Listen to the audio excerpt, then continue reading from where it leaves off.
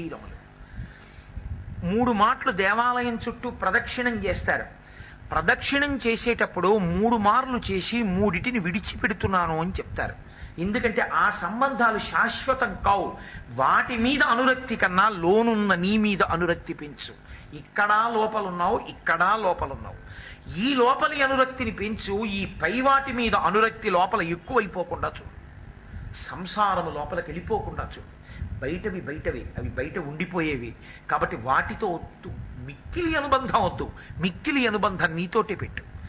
ఇది చెప్పడానికి 3 మార్లు తిరుగుతూ ధనీష, దారేష, పుత్రీష, ఈషణత్రయం అంటారు. అన్నిటికన్నా పెద్దది ధనీష, డబ్బు మీద వ్యామోహం వదలడం.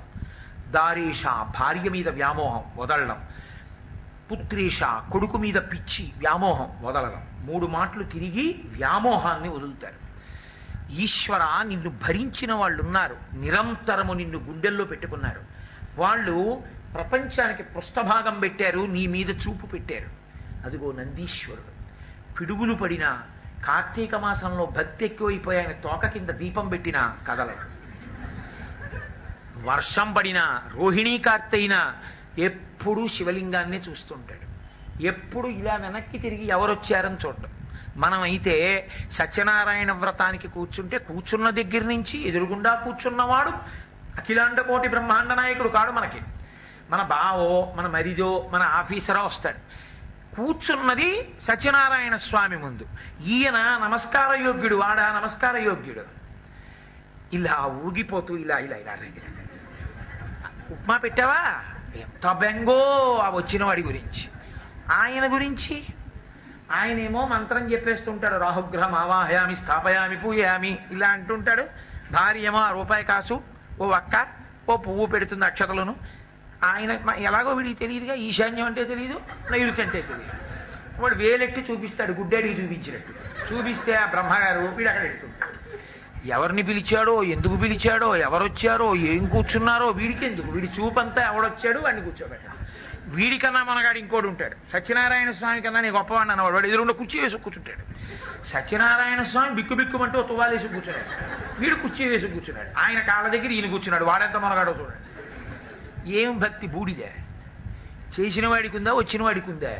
ఏం చేశావా అంటే సత్యనారాయణ వ్రతం చేశాడు. వ్రతం చేశాడా, వ్రతభంగం చేశాడా? వాడు వ్రతం చేయలేదు, వ్రతభంగం చేశాడు. పోతన గారు అదే అన్నారు. వాళ్ళు వ్రతాలు చేయలేదయా, ఉట్టిది వ్రతం చేశామన్నారు. సత్యనారాయణ వ్రతం చేస్తున్నాం చూడడానికి రండి అన్నారు. వాడు భంగం చేసి ఆ పాపంలో 10వ వంతు నీకు ఇవ్వడానికి పిలిచాడు నిన్ను. కాబట్టి పోతన గారు అన్నారు, వ్రతభంగంబులు మానునట్టి వరదున్ వామాక్షులు ఇక్షించుయున్ గత చేలా ప్లవలంబు నేడు వ్రతభంగం బంతు చింతించి పాలతటన్యస్త కలబ్జ సరసలీలను మృక్కి రట్లందరూ అన్నారు. కనీసం మధ్యలో ఒకసారి గోవిందా అనుకుంటే ఆ పాపం అన్న పోతుందన్నారు. కాబట్టి బుద్ధికి నిశ్చయాత్మకమైన శక్తి ఏది, అసలు నీకు అనుబంధం ఏది? అనుబంధం అంటే అయ్యో అదే బాబు కుర్చీ ఎందుకంటే కింద కూర్చుంటాం. కుర్చీలు వేయండి నా బుర్ర. సత్యనారాయణ వ్రతం జరుగుతున్న గదిలో కుర్చీలు తీసి అవతల పారేయాలి. పక్క గదిలో లేనివన్నీ తీసుకొచ్చి మా నాన్నగారు కూర్చోలేరండి, కుర్చీ వేసి కూర్చోబెట్టారు. మీ నాన్నగారు కూర్చోలేకపోతే గడప దాటించి అవతల కూర్చోబెట్టారు. ఇంకో గది కాబట్టి దోషం. అంతేగాని సత్యనారాయణ స్వామి దగ్గర కూర్చోలేని తనంతో ఎందుకు? కూర్చున్నప్పుడు చేసింది లేదు, కూర్చోలేనప్పుడు కుర్చీలో కూర్చున్న అపచారం. ఎందుకు వచ్చిన గొడవ? 2. కాబట్టి పరమేశ్వరుడి చుట్టూ ప్రదక్షిణం 3 మాటలు చేసి ఈషణత్రయాన్ని విడిచిపెట్టి నిరంతరము గుండెలలో ఈశ్వరుణ్ణి నింపుకుని ఆయననే చూసేటటువంటి భక్తుల వంక చూసి వారికి నమస్కరిస్తాడు.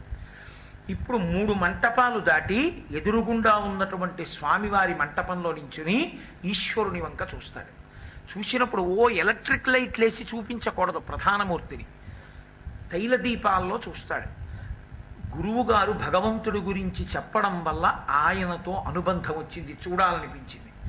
గురువాక్యమే ఆ దీపం, గురువే దీపం. గురువే ఈశ్వరుడి పక్కన ఉండి దర్శనం చేయిస్తూ ఉంటాడు. ఆయన వాక్కులే ఈశ్వరుని యందు అనురక్తి కలగడానికి కారణమయ్యాయి. కాబట్టి నా గురువే ఆ దీపం. ఆ గురువు గారి యొక్క అనుగ్రహ ప్రసారమునందు దర్శనమవుతున్నవాడే అదిగో ఆ రాశీభూతమైన పరమాత్మ. వీడే నా ఊపిరి తీస్తున్నవాడు, వీడే నాకు జీర్ణం చేస్తున్నవాడు, వీడే నాకు కొడుకునిచ్చినవాడు, వీడే నాకు భార్యనిచ్చినవాడు, వీడే నా భార్యని అనుకూలవతిని చేసి కీర్తినిచ్చినవాడు, వీడే నా చేత ఉపన్యాసాలు చెప్పించేవాడు, వీడే కోటేశ్వరరావు గారు రామాయణం చెప్పారు, భాగవతం చెప్పారని కీర్తి కట్టపెట్టినవాడు, లోనుండి మాట్లాడినవాడు వాడే, మాట్లాడించి శరీరములకున్న పాపమును తొలగించినవాడు వాడే. వాడిని దాటి వెళ్ళిపోవడానికి ఇంకేం లేదు. చిట్ట చివరి మజిలీ వాడిలో కలిసిపోవడమే. అందుకే ఆ గోడకి ద్వారం లేదు, అక్కడ వరకే ప్రయాణం. కాబట్టి నేను ఆయనలో కలవాలి. అని నువ్వు ఆయన వంక చూస్తున్నప్పుడు నీకు ఆయనకి ఉన్న అనుబంధానికి నీ కన్నుల వెంట నీరు రావాలి. అందుకు దేవాలయ వ్యవస్థని అలా తీసుకొచ్చారు. కారణం అది. నువ్వు పండడానికి వెళ్ళాలి కాబట్టి కాయలు పట్టుకుని వెళ్ళకూడదు, పళ్ళే పట్టుకుని వెళ్ళాలి. ఒక ధూపం పట్టుకెళ్ళాలి, ఒక నెయ్యి పట్టుకెళ్ళాలి, ఒక తమలపాకు పట్టుకెళ్ళాలి, తప్పించి సమోసాలు పట్టుకుని గుళ్ళోకి వెళ్ళకూడదు. ఒక వ్యవస్థ ఎందుకు వచ్చింది అన్నది మీకు అర్థమైన నాడు ఆ వ్యవస్థని మీరు ఎలా ఉపయోగించుకోవాలి అన్నది మీకు అర్థమవుతుంది. లేనినాడు, అనుబంధం లేనినాడు, బుద్ధి నిశ్చయం చెయ్యని నాడు మనసు ఏమైనా చేయిస్తుంది. ఎందుకంటే అది సంకల్ప వికల్ప సంఘాతము, దానికి పరిణతి లేదు. పరిణతితో నిర్ణయం ఎవరు చేస్తారంటే బుద్ధి. బుద్ధి పదునెక్కేది దీనివల్ల అంటే గురువాక్య శ్రవణము, శాస్త్ర పరిశీలనము. ఈ రెండుంటి చేత పదునెక్కి మనసును నిలబెడుతుంది. కాబట్టి నాయన, నాయందు నీ మనసు బుద్ధి కూడా ఉంచు, కదలకుండా ఉంటుంది. అందుకుని అంటున్నాడు ఆయన, మయ్యేవ మన ఆధత్స్వ మయి బుద్ధిం నివేశయ నివసిష్యసి మయ్యేవ అత ఊర్ధ్వం న సంశయ. అలా నిలబడిందా అటు పిమ్మట అంటే శరీరము నుండి విడివడిన తరువాత ఇక మరల శరీరములోకి వెళ్ళవు. అంటే పుట్టుక ఉండదు, ఇది చిట్ట చివరి చావు. శరీరము నుండి విడిపోతావు. విడిపోయి ఎక్కడికి వెళ్ళిపోతావు? శాశ్వతుడైన నేనైపోతావు. అంటే కలిసిపోవడం, ఇది వేరుగా ఉండడం, అది వేరుగా ఉండడం ఉండదు. లోపల ఉన్నటువంటి ఆత్మ యథార్థముగా జ్ఞానము చేత ప్రకాశిస్తుంది. ప్రకాశించి అహం బ్రహ్మాస్మిగా నిలబడగలిగినటువంటి స్థితి ఉత్పన్నమవుతుంది. అదిగో ఆ అజ్ఞానము నశించిపోతుంది. ఆ స్థితిని పొందడానికి నువ్వు బుద్ధితో కలిపి మనసుని నా యందుంచు. కేవలము మనసుని నా యందు పెట్టకు. బుద్ధితో కూడినది కాదు కాబట్టి అది బయటికి వెళ్ళిపోతుంది. ఎందుకంటే అది సంకల్ప వికల్ప సంఘాతం. పట్టుకోవడం ఎంతో, వదలడం అంతే. గుళ్ళోకి వెళ్ళి గుళ్ళోకి బయటికి ఎలా వచ్చేసావో ఈశ్వరుడి దగ్గరికి వెళ్ళి బయటికి అలా వచ్చేస్తుంది మనసు. అందుకే మన వాళ్ళు గుళ్ళోకి వెడితే కాసేపు కూర్చోండి అంటారు. ఎందుకంటారంటే నువ్వు చూసిన మూర్తిని ఇక్కడ ముద్ర వేసుకోవాలి. అనుమానం ఉంటే మళ్ళీ ఒకసారి చూసి రావాలి. అలా నీకు ఆయనకి ఉన్న అనుబంధం ఏమిటో నువ్వు బాగా ఎరుకలోకి తెచ్చుకోవాలి. మీకు నేను కొన్ని మాత్రమే చెప్పాను. అసలు శాస్త్రంలో ఈశ్వరుడికి మనకి ఉన్న అనుబంధం ఏమిటో చదువుతుంటే, ఆ అనుబంధం గురించి వింటుంటే ఆయన కన్నా అధికుడు ఎవడరా మనకి అన్న నిశ్చయం వచ్చిందనుకోండి, మీరు తీసుకెళ్లి తాకట్టు పెట్టలేరు దీన్ని. ఆయన్ని తాకట్టు పెట్టి ఆయన కన్నా నాకు ఇది